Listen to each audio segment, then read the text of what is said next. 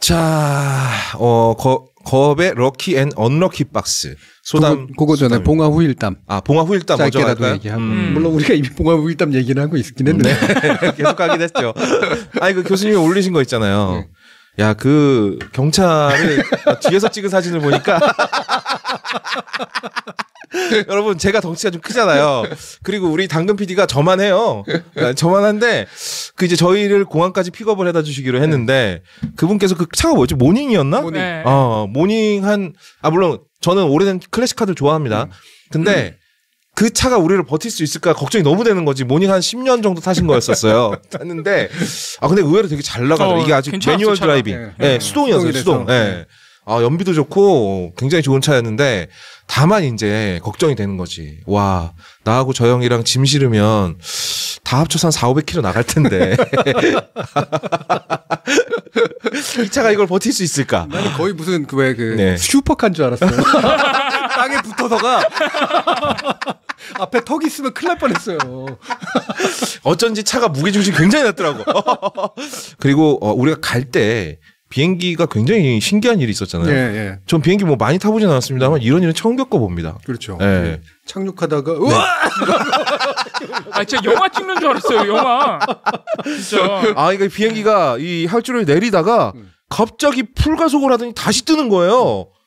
이게 뭐지 이게? 거의 왜 옛날 치면 야도 하고 그렇지. 터치다운이야? 그래서 그 순간 제가 영화 머릿속에서 제가 지금까지 봤던 수많은 그 비행기 폭발하는 영화들이 모조리 재생이 되면서 그게 올라갈 때 되게 위태위태하게 올라갔잖아요. 그렇죠.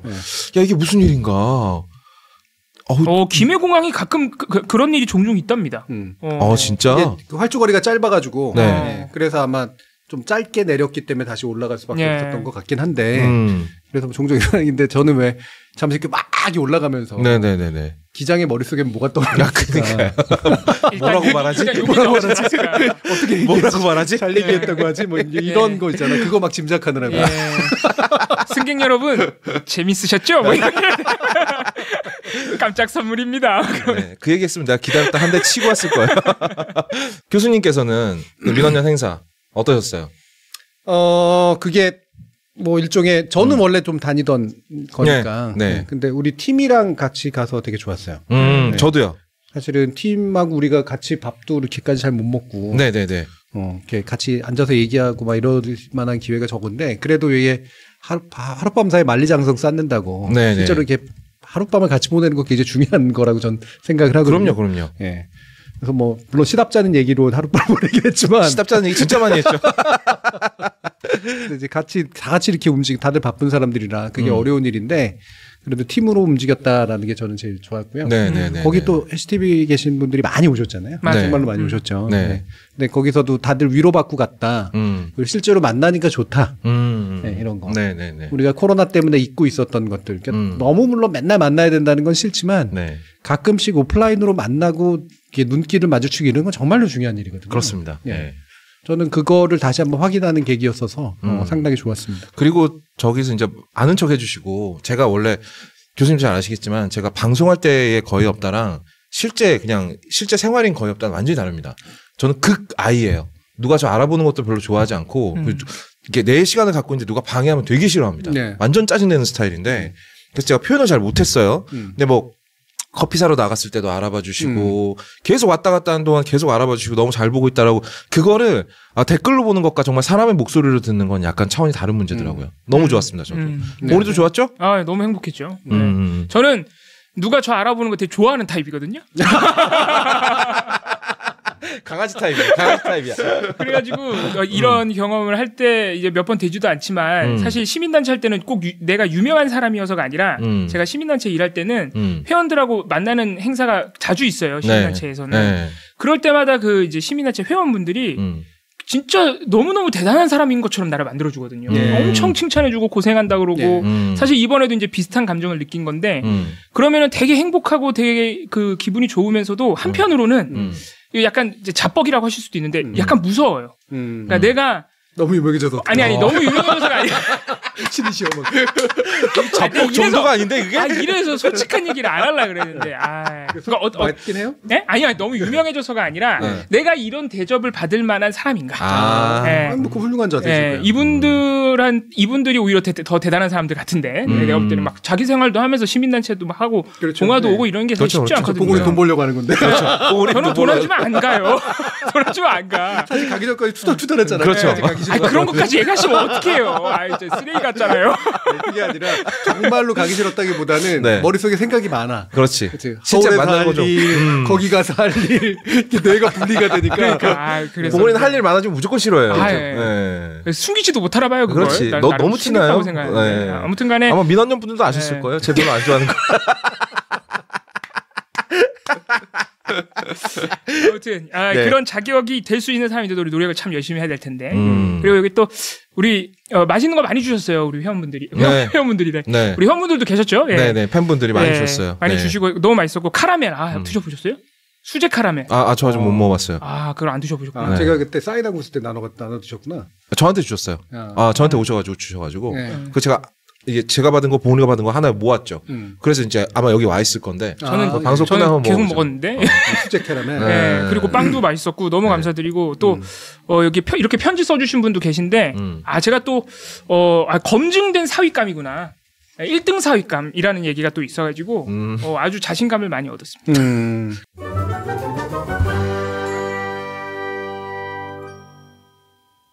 언럭키 박스. 오늘은 럭키박스다. 자, 오늘의 단어는 괴담입니다. 괴담. 네.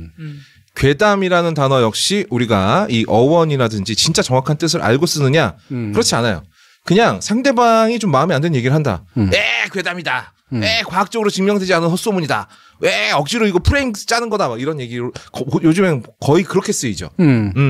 예전에는 이제 뭐 도시괴담 같은 거 많이 쓰잖아요. 네. 이게 보통은 이제 과학적으로 전혀 확인되지 않았고 사실 확인도 안 됐지만 그냥 재미있거나 혹은 좀 섬뜩한 그런 느낌이 있어서 사람들 사이에서 도는 말, 요 정도로 이제 괴담이라는 말이 쓰였는데 이 괴담이라는 말이 처음으로 정치 영역에 들어온 게 아마 광우병 때가 아닌가.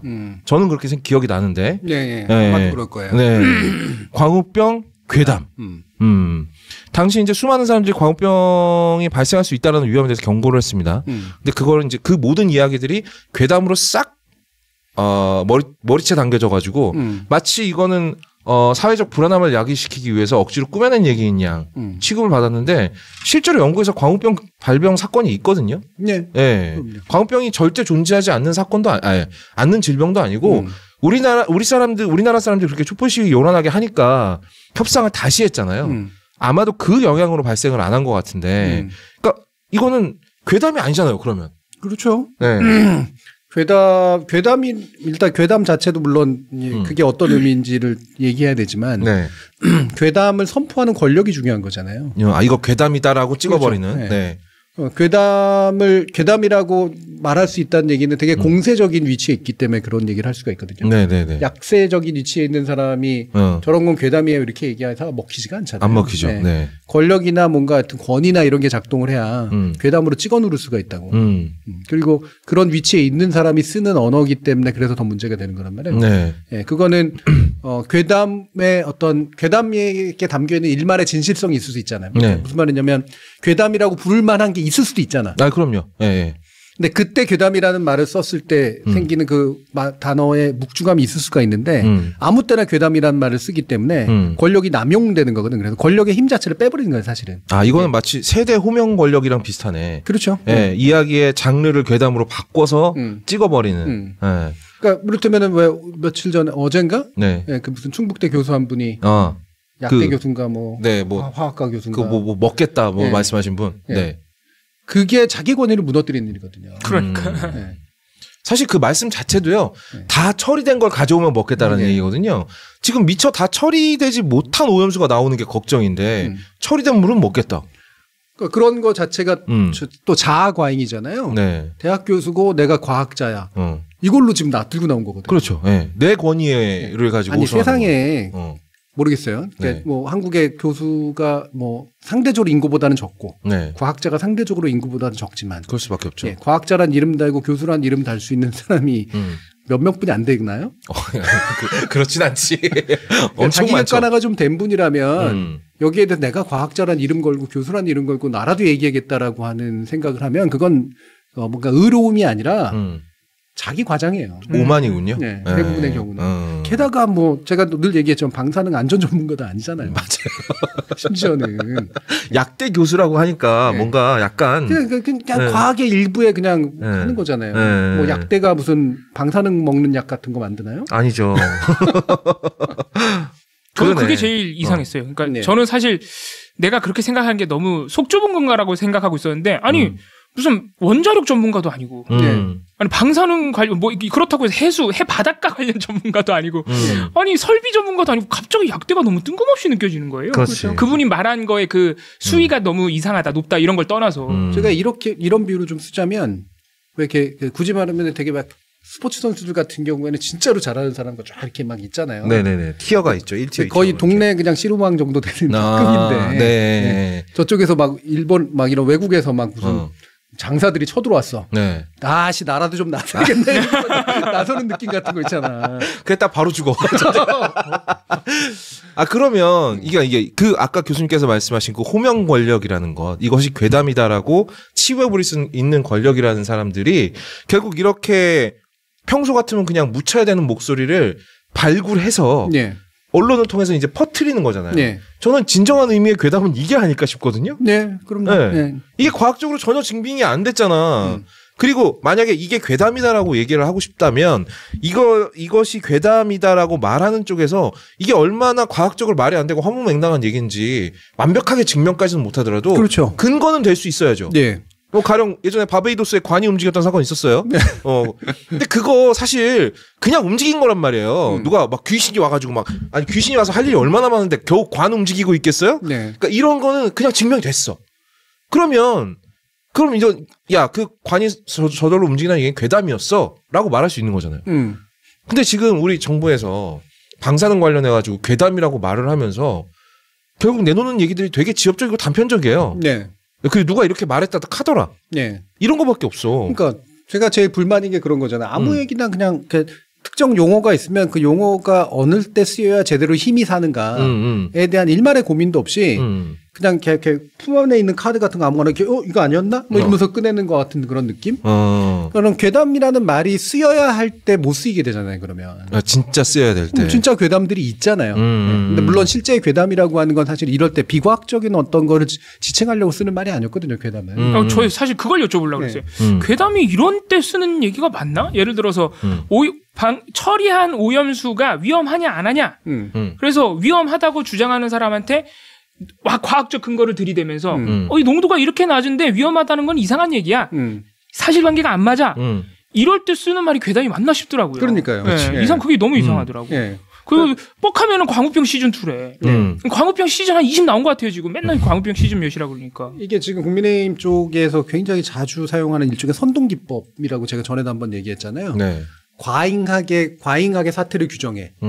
그러니까 예를 들면은 뭐가 있으면 막 지진이 나서 막 세상 무너질 것처럼 하듯이 땅 잠깐 흔들리면 자 과잉 규정을 하고 난 다음에 그 과잉 규정을 반복해가지고 마치 그런 과잉 규정된 사태가 옛날에 이미 있었던 것처럼 만들어. 루틴화 시키는구나. 그러니까 실존하지 않았던 걸 실존화하는 거죠. 과잉됐던 것을. 그리고 나서 거기에 토대를 둬가지고 또 다른 걸 또 쌓아 올려. 그러니까 광우병 괴담이나 광우병 사태 때의 본질들이 싹 사라진 채 광우병 괴담도 했던 쪽이 이번에는 오염수 괴담을 한다 이런 식으로.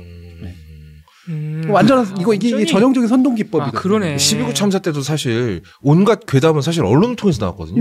뭐 한 명이 밀어라라고 얘기를 했다는. 맞아. 무슨 토끼 머리띠 하고 있는 남자라든지. 근데 원래 괴담의 기원은 출발점은 말 그대로 이제 괴이한 존재들에 관련된 것. 괴이한 이야기. 그렇죠. 여기서 괴이함이라고 하는 건 이는 되게 다르다고 괴는 만나면 이제 약간의 공포감이 들 정도로 우리랑 구별된다 뭐 이런 정도의 뜻인데 괴물이라고 이제 표현하는 거잖아요. 정상적이지 않은 것. 네스오 괴물 이야기 같은 그렇죠. 거. 우리 주변에서 흔히 볼 수 없는 어떤 것. 그래서 괴담이라고 하는 건 말 그대로 괴물에 관련된 것들이죠. 그러니까 우리 눈에는 일반적으로 잘 보이지 않지만 가끔 등장하는데 평상시에 만날 볼 수 없는 어떤 것. 뭐 귀신 얘기라든지.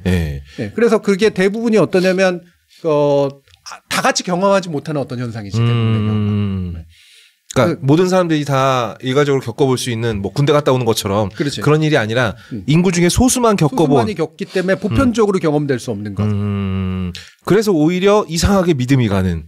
그렇죠. 오히려 그래서 또 좀 흥미가 생겨버리고 뭔가 있을 수도 있겠다라고 하는 신비함이 이제 더해지는 거죠. 괴담의 본래 속성은 이제 그런 거거든요. 네. 근데 이제 약간 이게 처음에는 이렇게 옮겨간 것 같아요. 그러니까 이상한 존재에 대한 이야기에서 이상한 사건에 대한 이야기. 그러니까 무슨 이제 범죄나 충격적인 사건이라든가 무시무시한 어떤 것이라든가 물론 그것도 정상적이거나 일반적으로 일어나지 않지만 원래 괴담과는 다른 게 그건 경험될 수 있거든요. 그렇죠. 예. 동일하게 경험될 수 있다고. 우리가 만나지 못했을 뿐이지. 그래서 그거를 괴담이라고 표현하기 시작하면 그 사건이 가지는 어떤 심각성이나 중요성을 되게 해체시켜버리는 경향이 있는 거예요. 사실은 물통 안에서 살인사건이 일어난 건 실제 일어난 일이고 따라서 우리는 심각하게 그 현실에 직면해야 되잖아요. 그렇죠. 근데 그게 아니라 그냥 흥미거리가 돼버리는 거구나. 흥미거리가 되는 거지. 누군가가 그냥 잘 모르지만 어디서 그런 일이 있었대 정도로 이제 그냥 풍문으로 그쳐버리는 것들이 돼버리니까 이건 다 확인이 가능한 일임에도 불구하고. 근데 그런 일을 직접 확인하지 않고 괴담이 먼저 퍼지는 이유는 인간이 아무래도 약간 그런 것에 대한 약간 앞뒤 없는 약간 흥미와 동시에 세상에 이런 일도 있다라고 믿고 싶어하는 심리가 있기 때문이 아닐까? 그렇죠. 네. 우리는 그 일반적으로 경험될 수 없는 것들의 존재, 그러니까 신비함인데 이 신비함에 대한 막연한 동경 같은 게 있어요. 그래서 네스호 괴물도 그래요. 저 어렸을 때 그 얘기 듣고 어이가 없었던 게 야 네스호의 괴물이 나타나면 카메라 몇 대 24시간 돌리면 바로 알아볼 수 있는 거 아니야? 그러니까 스마트폰 생기니까 싹 사라졌잖아요. UFO도 요즘 잘 보고 안 되잖아요. 네. 옛날에 UFO 찍힌 사진 엄청 많았거든. 근데 그거 다 알고 보니까 빛이 굴절한 거였고 날아가는 새가 잘못 찍힌 거였고 이렇다는 게 알려지고 나니까 이제 괴담이 사라졌어. 그렇죠. 기록의 가능성, 그러니까 다 같이 경험될 수 있는 가능성이 막 일반화되다 보니까 경험될 수 없는 것들의 존재는 굉장히 줄어들 수밖에 없지. 근데 이제 또 다른 괴담들, 그러니까 또 다른 장르의 괴담들이 출몰하기 시작한 것이 이제 정치권에서 이 이야기를 가지고 저놈들 거짓말하는 놈들이다. 선동하는 놈들이다. 너희들을 이용하고 있는 것이다. 쟤네들이 하는 말 믿지 말아라는 식으로 이제 사용이 되고 있다는 것이죠. 그러니까 이게 그래서 점점 그 권위나 권력의 효능도 떨어뜨리고 심지어는 과학도 굉장히 흔들어 버리고. 그러니까 과학은 엄밀하게 비과학적인 것에 대해서 과학이 발언을 해야 되는데 그게 아니라 정치적인 것에 대해서도 과학이 발언을 해야 되고 과학 내부의 논쟁에서 끝났어야 될 그런 식의 문제들을 마치 과학과 비과학의 논쟁인 것처럼 만들어버린단 말이에요. 이거 되게 심각한 문제죠. 과학 안에서는 다 과학적 논쟁인 거거든요. 위험에 대한 논쟁은 과학적 논쟁이에요. 그렇죠. 그렇잖아요. 과학병이 정확하게 그렇네요. 이거는 여전히 과학적 논쟁 안에서 이루어져야 될 일임에도 불구하고 그 안에서 갑자기 서로 논쟁하고 있던 걸 비과학이라고 만들어버리잖아. 그럼 과학의 영역을 굉장히 심각하게 오염시키는 거죠. 그러면 이쪽을 비과학으로 만들어버리면 이쪽은 자연스럽게 과학이 되는 거잖아요. 그렇죠. 그럼 이쪽에 당연히 신뢰가 쌓이는 거겠네. 신뢰가 쌓이는 건데 그게 과학 시스템 자체의 신뢰를 무너뜨리는 일이 됩니다. 이게 많이 쓰게 돼, 남발하게 되면. 과학 안에서 계속해서 서로 경쟁해야 될 문제들을 마치 단언해가지고 나만 과학인 것처럼 얘기하는 순간 그 좁은 과학이 과학 전체를 감당해낼 수 있겠어요? 안 되죠. 저는 정부가 들어설 때마다 전문가라고 하면서 인수위 들어가고 과학적인 뭔가라고 하면서 뭔가 좀 이렇게 그 책임을 맡는 분들 과연 학계에서 과학자로 계속 남아 계실까? 나중에 이거 감당이 안 되실 거니까. 안 될걸요? 돌아가가지고 그런 과학을 할 수도 없을 테고. 바깥에 남아 있어야 되는데 남아 있으려면 이제 자리가 있어야 되잖아요. 그러니까 뭐냐면 낭인이 된다고 흔히 말해서. 그렇죠. 이제 용처가 끝나면 이제 갈 곳이 없는 거지. 그러니까 그때부터는 이제 뭐냐면 자리를 찾아 떠도는 하이에나가 되는 거예요. 그럼 이제 이런 분들의 행동 양식은 그 다음은 뻔합니다. 아무도 안 불러주니까 더 센 소리를 해요. 그렇죠. 그래도 더 오히려 본인이 괴담 같은 얘기를 이제 막 해야 됩니다. 그렇죠. 본인이 틀린 얘기라는 걸 알면서도 해요. 왜? 먹고 살아야 되니까. 그렇죠. 근데 이게 과학 대 과학의 논쟁인데 예를 들어서 오염수를 일본이 주장한 대로 아무리 처리해도 처리가 완벽하지 못하다. 또는 그렇게 처리해도 뭐 삼중수소 같은 것은 위험하다. 뭐 생물 농축도 있다. 이런 여러 가지 의심을 표하는 게 사실 그런 과학적 연구도 있는 거잖아요. 근데 지금 말씀을 듣고 보니까 가장 이상한 게 그걸 과학 안에서 과학자들끼리 야 그거 비과학이야라고 할 수 있잖아요. 논쟁 과정에서. 너는 그러니까 비과학이라고는 안 하겠죠. 네. 증거가 부족해. 그렇죠. 과학 안에서는 과학적 타당성이 부족해라든지 그렇죠. 그렇게 할 수 있는데 지금 심지어 그 정도도 아니고 비과학이라고 낙인 찍는 게 과학자들도 아니잖아요. 정치인들이잖아요. 그게 더 자격도 없는 거야 사실. 그게 더 이상한 것 같아요. 그 정치인들이 논쟁해야 되는 거는 어쨌든 방류가 된다는 전제하에 어민들 피해를 어떻게 그 메꿔줄 것인가 대책을 사실 논의해야 되는데 그게 안 되고 있다는 그 기사를 하나 봤는데 그 기사에서 가장 놀라운 점이 일본이 진짜 나쁘게 말하면 약은 게요. 그렇게 오염수 안전하다고 지금 방류하겠다는 거 아니에요? 기금 겁나 준비해놨죠 지금. 어민들에 대해서 엄청나게 지원책을 준비하는 거기 1조 원어치 만들어놨어요 3년 전에 이미 3년 전부터 그 기금을 차근차근 쌓아가지고요. 1조까지는 아니고 한 8천억 건 되는 거니까 거의 뭐 1조인데 그걸 준비해서 심지어 이게 일본이 진짜 대단한 게 풍평 지원이라 그래가지고 그게 뭔가 봤더니 단순히 소문만으로 소비가 감소해도 지원을 해줘요. 그 소비 감액분만큼. 그러니까 솔직히 이거는 자기네들도 오염수 방류가 안 좋다는 걸 알고 있다는 이게 모를 수가 없잖아 이거를. 근데 이 정도 되면 솔직히 우리나라가 이렇게까지는 할 수는 없다. 근데 이제 저는 이제 국민의힘, 그러니까 소위 지금 이제 정부를 구성하고 있는 분들의 입장이 이해가 가기는 해요. 왜냐하면 이걸 조금이라도 인정을 하게 돼버리면 그때부터 피해 보상을 이제 생각을 해야 되잖아요. 네. 피해 보상 안 하는 방법은 오히려 이걸 인정하지 않는 거야. 그러면은 어민 지원해주기 싫어서, 그러니까 쉽게 말해 돈 쓰기 싫어서. 현실적인 대책을 생각해내고 싶지 않은 거지. 야, 그건 너무한 거 아닌가? 인정을 안 해버리면 대책을 생각할 필요가 없잖아. 안전한데 뭘. 코로나 때 자영업자 지원 안 해줬다고 그렇게 날치던 사람들이. 맞아. 그러니까. 이건 진짜 너무하는 것 같아요. 정치적으로도 뭔가 문제가 있잖아요. 이런 건 아무리 정파라는 게 시시때때로 달라진다고 하더라도. 근데 제가 오늘 아침에 그 들으면서 제일 짜증난 게 과학 비과학의 문제도 아니라 진짜로 한결같이 일본보다도 일본을 옹호하는 설명하는 굉장히 일관돼요. 그게 왜 한국의 여당의 중견 정치인의 입에서 나와야 되지? 그게 그렇게 어려운 일인가? 그러니까 일본은 반드시 옹호해주지 않아도 되는 게 훨씬 쉬운 일 아니에요? 그럼요. 과학적으로도 충분히 할 말도 많고 쉽고 좀 더 정당하고 그렇잖아요. 그러면서도 얘기는 할 수 있거든. 예를 들면 하지만 예를 들면 오염수 방류에 대해서 지나치게 공포를 주장하는 방식으로 정치 선동을 하는 건 안 좋다. 우리는 이 문제를 해결하기 위해서 모여든 거 아니냐. 합리적인 말이잖아요. 그러면 충분히 합리적이에요. 실제로 과학적으로도 그러니까 위험하지 않다라고 주장하는 어떤 증거들도 충분히 있는 거니까. 네. 근데 왜 그걸 굳이 위험하지 않은 게 과학이고 일본이 맞고 일본은 알프스 정말 잘 굴리고 있고 이게 국제적인 기준이고 사찰도 끝났고 우리가 뭐 이렇게 왜 본체보다도 더 열심히 설명을 해주고 있는 이 상황들이 벌어지느냐.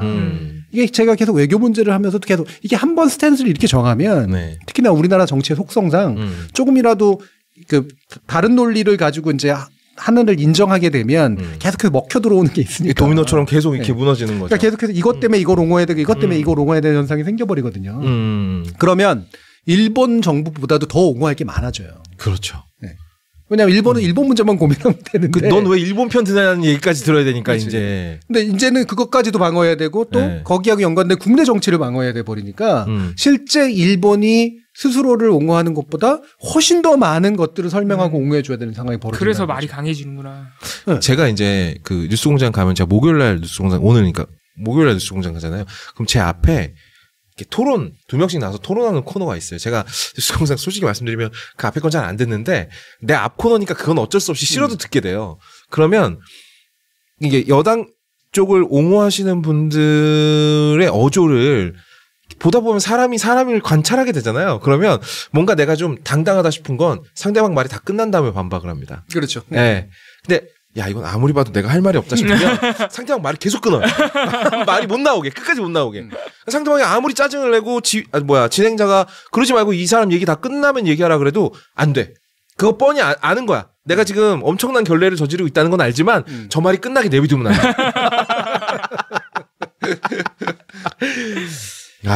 그러면 이제 이분들은 그렇게까지 제가 그걸 보고 느낀 건 이분들도 좋아서 옹호하는 것 같지는 않다. 그럼요. 네.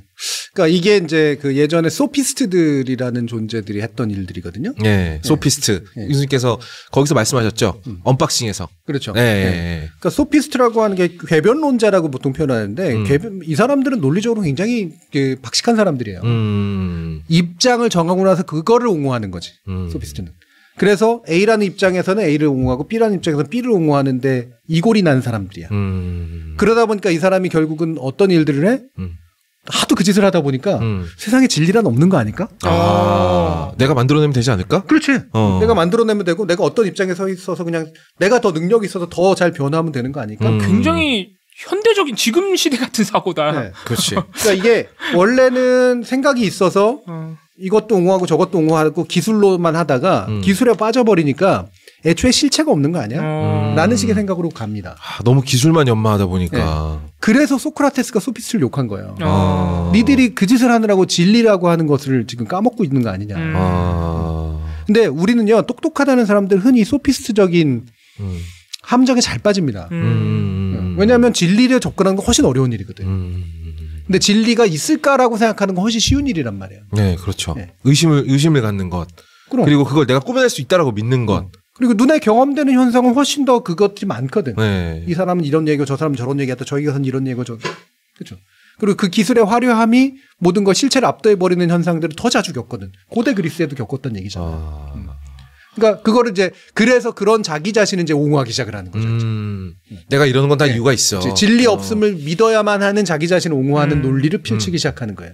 그래서 궤변론자라고 부르는 거예요. 진리에 입각한 논리가 아니라. 궤변이 거기서 발생하는 그렇죠. 거구나. 스스로를 옹호하면서. 그 법기술자들도 그렇잖아요. 그렇죠. 법기술자가 전형적으로 그래서 현대 소피스트예요. 네, 막 궤변을 남발하다 보니까 정의라는 게 진짜 있긴 해? 결국 내가 해서 이기면 그게 정의 아니야? 그렇죠. 영화 대사로 진짜 많이 나오는 거 아닙니까? 그냥 검사하다가 변호사 하면 변호사가 진리인 거고. 네. 괜찮아. 내가 어느 직업으로 어떤 입장에서 누구를 옹호하게 되느냐. 이게 그냥 결국은 법적인 진실이고 법적인 실체 아니야? 라고 훈련받아요. 자, 어쨌든 오늘의 단어는 괴담이었습니다. 괴담이라는 거. 이게 누군가 만들어내는 권력을 누가 들고 있다, 지금. 그렇다면 상대방의 의견을 비과학적인 것으로 깎아내릴 수 있는 권한도 사실상은 한쪽이 들고 있는 것이다. 그렇죠. 네. 여기에 현혹되지 않아야 한다. 그리고 괴담이라는 말을 사용하는 것만으로 이미 프레임에 걸려 들어간다는 점에서 이 굉장히 여러모로 참 주의를 요하는 단어가 아닌가 생각이 됩니다. 교수님 혹시 그 우리 시민들이 보내준 단어 중에 혹시 다루고 싶으신 거 있으셨습니까 이번 주에? 시민들이 아까까지 이제 댓글로 보내주신 것들 중에 몇 가지가 좀 있긴 있었는데요. 네. 너무 좀 진지해서 요 남은 시간에 다 다루긴 어려울 것 같고 스노비즘에 관련된 질문을 해주신 분이 한 분 계셨어요. 스노비즘. 네. 그러니까 속물주의라고 부르는. 네. 근데 이거에 대해서 언제 한번 다룰 필요는 있겠다라는 생각을 좀 하긴 했었거든요. 네. 스노비즘. 저는 이제 영화 평론 쪽에서 이런 얘기가 많아요. 네. 그러니까 어떤 모 영화 평론가에 대해서 쟤는 너무 글이 스노비즘이야. 스노비즘으로 철저하게 무장을 하고 있어. 그러니까 제가 그걸 이제 안에서 이제 역추적해 들어간다 보면은 필요 이상의 지식을 뽐내는 글을 쓴다거나 뭐 가령 그냥 호러 영화는 그냥 뭐 공포 영화입니다. 뭐 점프 스퀘어 같은 기술을 써가지고 사람을 놀래키거나 무섭게 하는 장르죠. 이렇게 얘기를 하면 될 것을 호러 영화에 막 유래부터 쫙 읊어. 막 그리고 뭐 사람들이 모를 만한 영화 감독들만 골라서 명명은 됩니다. 막 호러 영화 좀 본다면 이런 감독들은 당연히 알아야지. 뭐 이러면서 이게 이제 기본적으로 아는 척. 그리고 두 번째 태도가 전 더 문제라고 보는데 이거에 대해서 생경하거나 모르는 사람을 배격하거나 한 수 아래로 깔아본다는 느낌. 네. 이게 진짜 스노비즘의 요체가 아닌가. 속물이라고 하면 근데 이렇게 저처럼 약간 돈 밝히고. 네. 그런 게 속물적인 건데 고상해야 돼요? 그러니까 이상하잖아요. 되게 이상하네. 그죠. 그러면 속물적인 게 아닌데. 네. 이거 그러면 또 저 한국어로 번역을 잘못했네. 스노비즘을 속물주의가 아닌데. 그러니까 스노비즘하고 속물주의는 그래서 다른 건 맞고요. 다만 겹치는 영역은 있어요. 돈을 밝히긴 밝히는구나. 그렇지. 그걸 숨기는구나. 밝히면서 원래는. 그걸 고상함으로 밝히면서 안 그런 고상한 척한 거죠. 마치 이걸 내가 하는 건 더 높은 가치를 추구하는 거야. 돈을 쫓는 게 아니야. 그렇지. 하지만 돈을 쫓고 있지. 100%. 그러니까 뭐 이를테면은 이봉우가 여기에 나오는 건 몇십만 원이라도 그래 받는 게 좋아서인데 막 나가서는 내가 정준희 교수님 도와드려야 되는 거 아니겠습니까? 나면서 얘기하고 다니는 거지. 내가 아니면 누가 저 사람을 도와줍니까? 그러니까 어떤 가치, 되게 고상해 보이고 멋있어 보이고 높아 보이고 이런 것들로 자신을 포장하는 게 스노비즘이에요. 야, 이거 내가 아니라고 못하겠는데? 야, 이거. 그래서 눈이 돌고 있었구나. 이게 스노비즘이 그렇게 막 엄청 나쁜 사람은 아니네요. 왜? 너라서? 밖에 나가서 좀 있어 보여야 되니까. 아니 근데 네. 이게 솔직히 저도 좀 자수를 해야 되는 게요. 저도 처음에 영화 유튜브 만들고 영상막 만들 때는요. 일부러 쉽게 쓸 수 있는 말도 어렵게 썼어요. 맞아. 네, 그렇게 잘난 척하고 싶어서. 네. 네. 그러니까 저보고 그래서 스노비즘이라고 얘기할 수도 있을 텐데. 아니 교수님 어려운 말을 모르는 거예요. 아니 쉬운 말을 모르시는 거예요. 저 같은 경우는 주로 네. 어떤 거냐면 이거를 표현하기 위해선 이 말뿐이 없는데 이 말을 써야 될까 다른 말을 써야 될까 고민하면서 이제 나오는 그런 현상에 좀 더 가깝고요. 더 어렵고 더 비틀어서 표현하는 걸 그렇게 저는 그렇게 좋아하진 않아요. 쉽게 할 때 그냥 쉽게 가는 걸 훨씬 더 좋아하니까. 그래서 그래서 나오는 건데 정말로 고상한 것과 네. 고상한 것을 좋아하는 척하는 거 그러면서 사실 저질인 거 네. 네. 위선과는 또 약간 다릅니다. 네. 그러니까 물질적인 거하고 연관이 된 거기 때문에 네. 이런 사람들이 이제 스노비시한 거죠. 네. 그래서 겉으로 보기에도 저질이면 스노비심이 아니야. 아 그건 저질이지 그냥. 그냥 로우 퀄리티지 그건. 네. 고상한 척 이렇게 겉으로 고상해 보이는 척하려 노력해서 실제로 그래 보이지만 알고 보면 그렇지 않다는 게 일단 핵심인 거죠. 그렇죠. 네. 겉으로 그러니까 고상한 척하는 사람이 진짜로 고상하면 그냥 고상한 사람이지. 실제로도 조금만 파보면 고상하지 않음이 그럼 드러나겠네요. 그렇죠. 그러니까 껍데기라서 이게 껍데기가 완전한 껍데기만은 아닌 게 할 줄 아는 거야. 그러니까 네. 뭔가 할 줄 알아야 그게 눈에 그렇게 보이지. 그럼. 와인도 막을 줄 알고 스테이크도 썰 줄 알고 그래. 그러면서 자기는 미식을 탐식한다 그래. 근데 예를 들면 그래서 알고 보면 뒤에서 된장국 퍼먹고 있다 이런 게 아니야. 아, 나 그 얘기 할 뻔했어. 그럴 것 같아. 집에 가서 막 밥 비워먹고 먹고 있다 이런 얘기 할 뻔했는데. 왜냐면 된장국이 낮은 건 아니니까. 그러니까 네. 좋아할 수 있으니까. 네. 만약에 이 본질이 미식이면 네. 미식은 음식을 가리면 안 되거든. 아, 그렇지. 그래서 저는 미식가가 될 수 없어요. 그렇죠. 네. 그래서 미식이라고 하는 건 된장에서도 미식성을 발견해야 되는 거고 낮은 된장과 높은 된장이 있는 거니까. 네네네네. 짜장면에서도 하이 퀄리티 짜장면과 그렇지 않은 것들을 구별할 수 있는 게 미식적인 거거든요. 이 혀가 발달한 거고 이게 구별이 발달한 거니까. 근데 그게 아니라 예를 들면 스테이크는 미식, 된장찌개는 미식이 아닌 것. 이게 속물주의가 되는 거죠. 아 어렵다 이거. 이들이 스테이크를 선택한 건 입이 발달해서라기보다는 남들이 스테이크는 훌륭한 것, 비싼 높은 것이라고 얘기하기 때문에 서양적인 것을 더 멋있는 것 이렇게 얘기하기 때문에 그거를 선택한 거라고. 그것이 진정으로 맛있어서 그걸 구별할 수 있어서 선택한 게 아니라. 아 그러면 내가 미각적인 능력이 있어서가 아니라 결국은 사람들의 인식에 기대서 그렇죠. 그 인식의 최상단에 위치하는 것들을 찾아다니면서 사실은 내가 좀 미각이 발달했어 라고 말하지만 그렇다고 미각이 완전 똥은 아니고. 그렇지. 예. 아, 그러면은 이게 세상 사람들이 알고 보면은 자기도 모르게 스노비즘에 빠질 수도 있겠다. 방금 말씀하신 게 들어보면 실제로 미식가는 음식을 가리면 안 되고 음식에 상하를 두면 안 되는데 상하를 둘 수는 있어요. 상하를 음식 안에서 그러니까 음식 안에서 둘 수는 같은 있는데 음식 종류 안에서 이제 저질과 고급을 나눌 수는 있어요. 네. 근데 많은 사람들이 사실 미식하면은 스테이크인 줄 알아요, 실제로. 그렇지. 근데 알고 보면은 그게 진짜 미식이 아닌 거야. 된장을 낮은 급으로 보는 순간 그거는 진짜 미식이 아닌데 많은 사람들이 실제로 그렇게 생각하기 때문에 오히려 우리가 약간 스노비즘에 빠져 있을 수도 있겠네요. 그렇죠. 개념이 잘못돼서. 상당히 많은 부분이 그렇게 될 수가 있죠. 이게 특히나 우리가 권력이나 권위에 의해서 또는 물질적인 어떤 그 부나 이런 것에 의해서 세상이 좀 장악되어 있다 보니까 눈에 보이거든. 어떤 게 멋있어 보이고 어떤 게 힘 있어 보이는지를. 그럼 멋있고 힘있어 보이는 것이 하는 짓을 따라하는 거야. 그리고 그게 내 것인 거죠. 나도 처음부터 원래 그랬던 것처럼 그렇게 하는 거죠. 네, 그러니까 이게 이제 몇몇 유명한 사람들이 이제 운동화 수집 같은 취미를 내세우고 나니까 이상하게 그 다음부터 운동화가 불티나게 팔리는데 원래 내가 운동화 수집이 취미였다라고 말하는 사람들도 엄청 늘었어. 그렇죠. 우리가 이제 흔히 와인이라고 하면 이렇게 프랑스에 있는 포도밭과 뭐 이런 게 딱 생각이 나지 않습니까? 네. 근데 막걸리 하면 이제 일하다가 와가지고 바지 걷고 앉아가지고 막 콕콕 마시고 끄악 막 이런 물김치 먹고 막 이런 이미지가 생기잖아요. 그럼 이걸 사람들의 스노비즘을 자극하는 것도 훌륭한 마케팅 포인트가 되겠네. 아, 그럼요. 네. 그 마케팅이 사실 허영을 이용하거든요. 원래 자본주의 마케팅은 허영을 이용해서 뭔가 과시 소비를 불러일으키는 이제 그런 특성이 있기 때문에 그래서 스노비즘은 전형적으로 자본주의적인 산물이에요. 왜냐하면 중세까지는 스노비즘이 발동되기가 어려웠어. 왜냐면 자기들 귀족들끼리만 그렇게 놀고 있는데 그걸 할 수 있는 물질적인 역량과 신미안을 가질 수밖에 없는 계급이 그걸 누린 거고 그렇지 못한 계급은 그걸 누릴 수가 없었어요. 아예 몰랐죠 그런 세계를. 그러니까 스노비즘이 생길 수가 없었어. 물론 부르주아지라고 부르는 중산층의 스노비즘이 생기기가 제일 좋은 계급이야.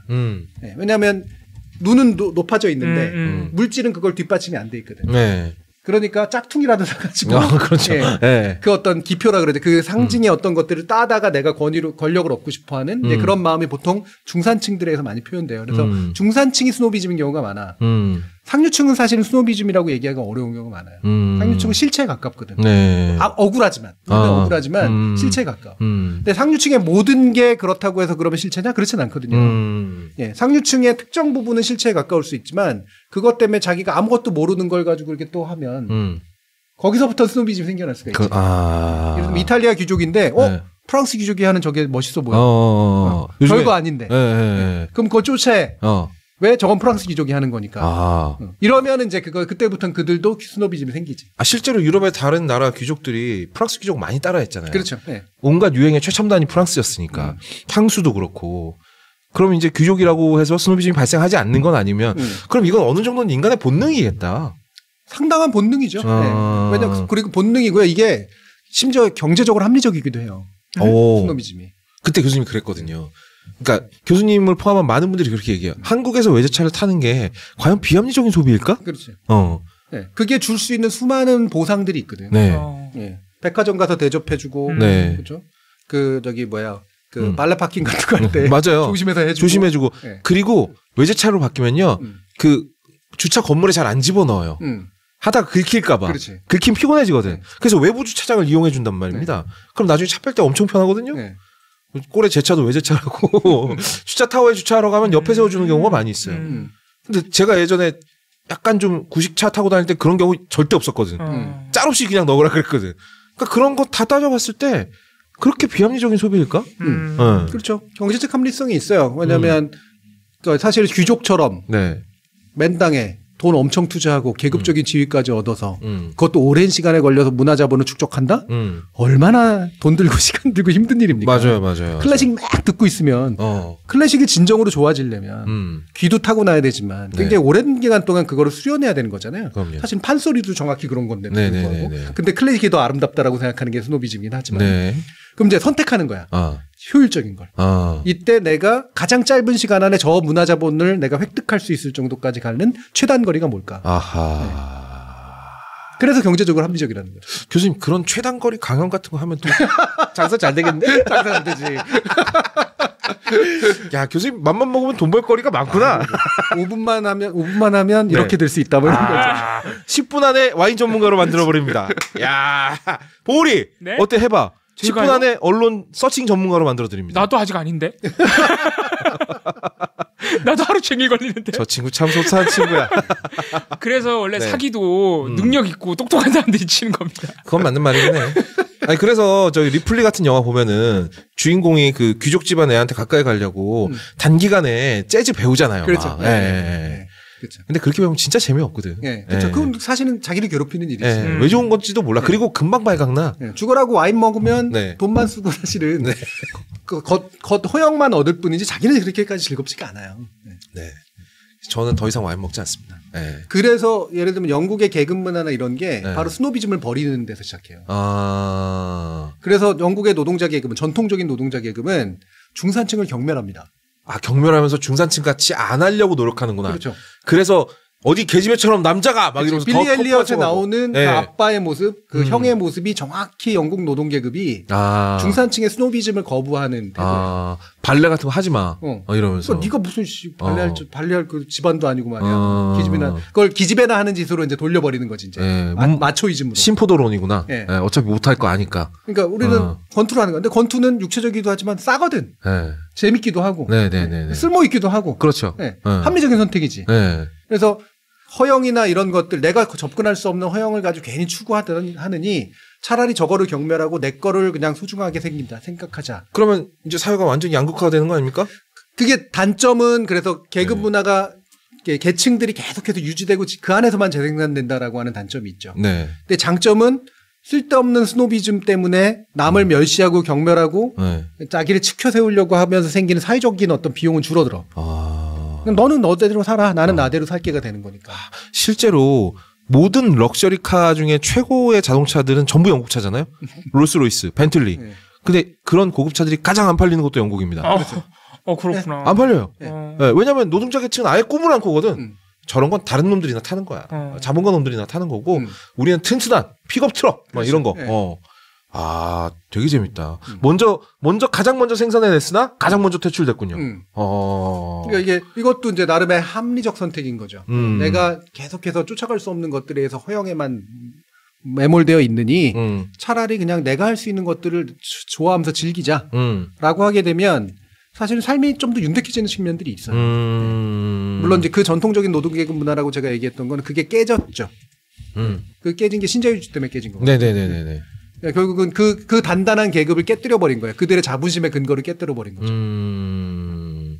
그러면 우리 사회도 언젠가는 그런 식으로 가게 될까요? 아니면 우리 사회는 지금 하나의 목표를 놓고 저는 그렇게 느끼거든요. 거의 모든 사람이 그 방향으로 달려가는 사회죠. 우리 사회는 지난 50년간 스노비즘 천지의 사회예요. 네. 심지어 계급이 제대로 구현된 적도 없는 것 같은데. 그러다 보니까 사실 대부분이 자기가 중산층이라 생각하는 경향도 계속 확인되고. 그렇고요. 심지어는 상류층조차도 다 스노비즘이에요. 상류층도 컴플렉스 덩어리들이거든요. 그게 실제 진짜 고급 문화를 향유해 본 적이 없고. 그렇지. 그럼요. 실제로 그런 역사가 없는 거야. 기생충에 나오잖아. 그러니까 그 짜파구리에다가 소고기 넣어가지고 소고기 넣어서 먹는 거. 맛있겠다. 맛은 있겠다. 맛이 없을 리가 없지. 이게 이제 바로 뭐냐면 평민적인 문화에다가 약간의 물질을 더한 거라고. 우리가 흔히 생각하는 상류층의 문화라고 하는 한국에서의 문화라고 하는 것도 결국은 독자적인 문화 자본을 구축해낸 남들이 번접할 수 없는 어떤 취향과 미학을 길러낸 결과물이냐? 그렇진 않아요. 그 피 쫓아온 결과물이지. 그래서 대부분 남의 나라 걸 따라하는 거야. 그러니까. 아, 너무 슬프다. 제가 예전에 대학원 다닐 때 한국은 PX 문화라고 그랬어요. PX 문화. PX 문화. PX 뭐 군대 매점 거기. 미군 PX에서 흘러나온 게 고급 문화로 분갑하는 문화. 그래서 흑인 소울 음악 같은 거 거기 라디오에서 나온 것들. 그렇죠. 사실은 소울 음악이 전혀 상류 문화가 아닌데. 아니죠. 그건 계급 문화에도 훨씬 더 가깝지. 거기서 예를 들면 흘러나온 치즈가 고급한 입맛의 상징이 되고. 맞아. 거기서 흘러나온 밀러라는 맥주가 사실 별거 아닌 노동자 맥주인데도 불구하고 한국에는 소주보다 훨씬 더 맛있는 것으로 이제 둔갑하고. 이게 PX라고 하는 게 전혀 아주 되게 상징적인 공간이거든요. 우리나라에서 아름답고 막 부러운 문화가 만들어지는 건 상류층에서 만들어진 게 아니라 미군 부대에서 만들어졌어요. 아, 너무 슬프다. 그래서 우리나라 상류층들은 미군 부대 출입증을 얻는 게 자신의 상류층을 입증하는 거예요. 그래서 지금도 미국을 그렇게 좋아하는구나. 이제는 그저 어느 정도 극복하니까 그러니까 유럽도 좀 가고 유럽이 또 더 세련되거든. 맞아요. 그러니까 이제 이수만 씨 이런 사람들은 괜히 귀족작이 얻는다고 사기당하고. 짧은 기간에 그 어떤 상류층이 되고 싶으니까. 그것도 귀족이 사라진 프랑스에서. 프랑스에서 귀족 사기를 당했어요? 프랑스에서 당했잖아요. 이 정도는 바보잖아, 이건. 그러니까 이게 미제로 갔다가 일제로 갔다가 이제 유럽제로 가는 옮겨가는. 그러고 보니까 전자제품도 요즘에는 독일산이 많이 팔리고 차 하면 독일 차고 구별짓기를 이제 하는 거지. 그러면 오늘의 결론은 그거겠네요. 독일 차를 사야 된다. 저는 그래서 이제 속물주의가 겹치는 부분인 거거든요. 인간이라는 게 속물. 그러니까 아주 고상한 존재라기보단 이렇게 원래 다들 그렇듯이 그냥 욕심 많고 물질 좋아하고 번듯한 거 좋아하고 이런 존재라고 하는 측면에서는 스노비즘이 속물성에 근거를 두고 있는 건 맞죠. 우리는 고상한 존재가 아닌데 고상한 척하는 거니까. 네, 그렇죠. 그런데 이제 우리에서 속물주의라고 하는 것은 바로 그걸 그대로 그냥 드러내는 게 속물주의고 스노비즘 같은 거 안 그런 척하고 포장하고 포장하고 진짜로 그렇다라고 생각하고 이제 이러는 거지. 그리고 남을 멸시하고. 두 번째 태도가 더 문제인 것 같아요. 멸시하는 태도. 멸시를 통해서 얻는 반대 급부로서의 기쁨 이런 걸 얻으려고 하기 때문에. 그러니까 심지어 이게 진짜 내 게 아닌데도 이걸 들고 남을 무시하는 거잖아요. 그러면 이제 뒷얘기는 다 한 건가요? 교수님 더 하시고 싶은 말씀? 아니요. 우리 브이로그라고 이제 이렇게 됐던 약간 취재 뒷얘기 그런 게 이제 영상으로 나갈 거거든요. 재밌어요. 재밌어요. 우리 또 당근 PD가 굉장한 변태거든요. 언제나 모든 순간 다 찍는 사람이에요. 진짜 근데 잘 만드셔.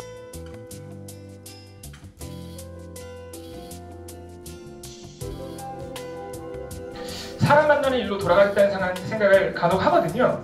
일단 첫 번째로는 지금 하고 있는 이 언론 관련 일이 제가 그동안에는 시민단체에서 언론의 문제를 이렇게 모니터링하고 지적하고 또 시민들의 불만을 대변하고 또 시민들이 힘들어하는 거는 직접 언론중재위에 같이 이렇게 제소도 해주고 그런 역할을 했었는데 지금은 제가 그런 비판과 지적을 받는 당사자 비슷하게 됐어요. 그런 위치에 돼버리니까 이 일이 아닌 것 같다. 내 길이 아닌 것 같다.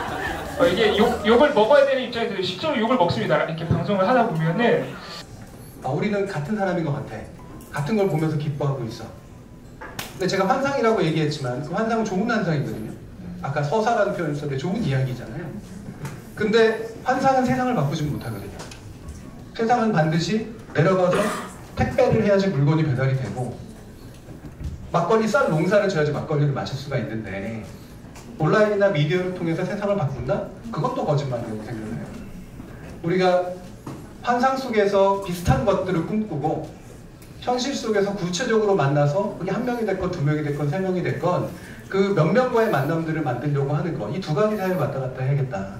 저는 그런 생각을 했고요. 그래서 제가 되도록이면 주말마다 요청이 오면 되도록 내려가고 만나고 이런 걸 합니다.